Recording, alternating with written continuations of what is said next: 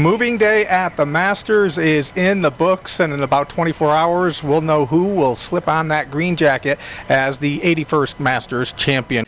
With only 3 tournaments left before the Masters, a lot of guys still trying to play their way in. In a game that was eerily similar to 2 years ago here between the hedges, Georgia prevails, a second half domination, and they walk away with the victory in what Steve Spurrier called was a good old-fashioned butt kicking. When the SEC tournament started, South Carolina had to win the first game even to make it to the double elimination draw of the tournament. Over the years, we've had a number of local players play in the Super Bowl. This time around, it's Jefferson County product Fernando Velasco.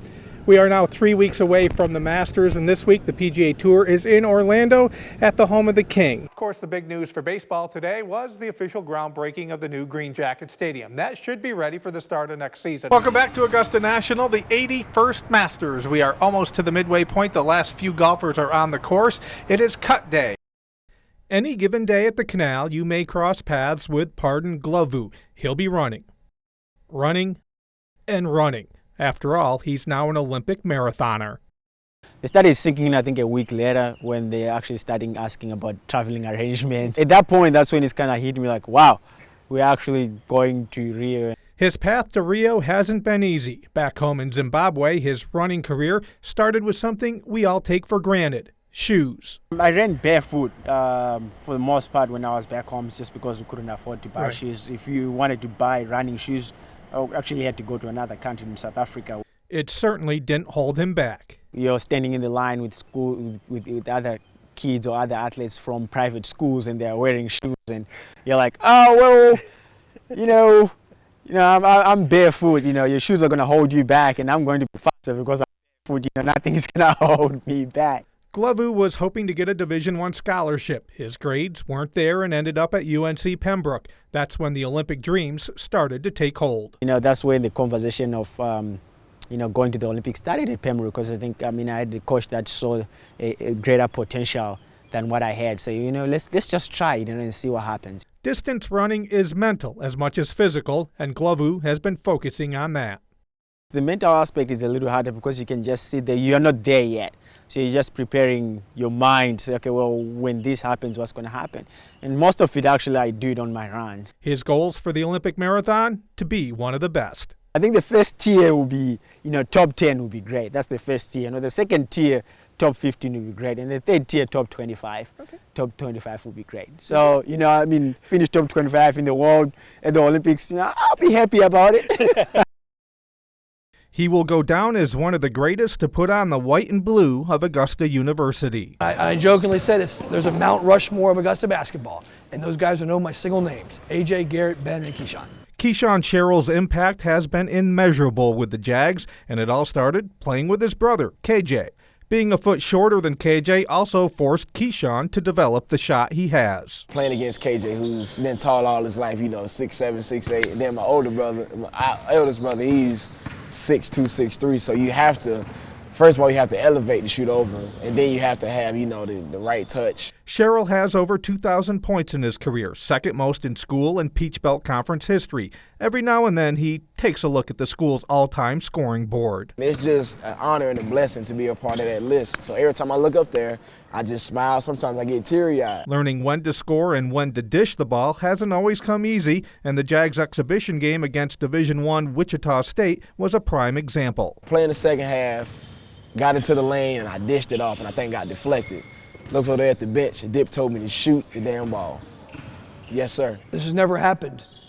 After the game, 2 fans emailed me by the time we got back and said we should have given him a standing ovation when he left the arena. That's strong from an arena that gets a lot of basketball. Now the end of the journey comes Saturday with the home finale, and it's been quite the ride. It's crossed my mind, sometime this week, but I know Friday night and then Saturday morning, it's going to hit me. After an unplanned 3 days off, the Green Jackets back at the lake tonight. Might expect a little rush, seeing they haven't done much of anything the last few nights with all the rain we've had. Roan coming to town for the first of 4. Roan manager Randy Engel's been with the organization 39 years, and a lot of them as the Baby Braves skipper. Braves first-round draft pick Ian Anderson living up to the billing tonight on the hill. Strikeout to end the first. Melvin Adon deserved better. Only gave up 1 run. Here it is. Brett Cumberland with a single. Randy Ventura would score the first run of the game. More from Anderson. The hook. Nasty. 6 innings, 11 strikeouts, just the 1 hit. In extras, Rome gets the win, 6-2, your final. How about the Big Club Braves wrapping up their series with Pittsburgh? Bartolo Colon on his day after his 44th birthday just didn't have it. He struggled all year, let's face facts. Adam Frazier, a 3-run homer. Pirates led 5-0. Then in the 5th, it's Jody Mercer down the line and fair. That's going to plate a couple of more runs. Colon gets rocked for 7 runs in 5 innings, all Bucks in this one, 9-4, your final. South Carolina and Missouri elimination game in the SEC tourney. Gamecocks broke out the big sticks. Alex Destino in the second. Fair, gone. Solo shot, 1-0. Will Crow was a hoss on the mound, in trouble, but gets the strikeout, 1 of 9 Ks on the day. Hitting star of the game was this guy, Carlos Cortez. 2 homers, both of them 3-run shots. Gamecocks roll 10-2. They play tomorrow at 4. ACC tournament, Georgia Tech taking on Wake Forest. 6th inning, 2-0 Jackets. Jake Mueller, this is the son of former Augusta Lynx general manager Rob Mueller with a double. Logan Harvey scores, 2-1 ball game. Tech extends their lead. Coleman Poggi with the RBI single, and it's 4-1 on the bloop there. But Wake will come all the way back in the 9th. Tech's Wade Bailey is going to commit a big boot at second. The scoring, Wake gets the run and the win, 5-4, your final. Of course, the big news for baseball today was the official groundbreaking of the new Green Jacket Stadium. That should be ready for the start of next season. While it's going to be fan-friendly, it's also going to benefit the ball players. Lake Olmsted is out of date as far as modern baseball amenities go. Batting cages under the party deck. There's very little modern technology to help the players out, and there's all big pieces of a player development that's going to change with this new stadium. Really, player development is top of mind. It's one of the things that you have to look at when you're doing it. It's one of the challenges that we've had over the last several years with the Giants, is making sure that we could keep up our end to keep their players progressing. And Lake Olmsted offered a lot of challenges in that front. Even the San Francisco Giants brass were in town, gave their thumbs up on how the ballpark will help the organization in developing the future Giants. Oh yeah, the diamond itself is going to be a major improvement and able to drain a lot more water quickly.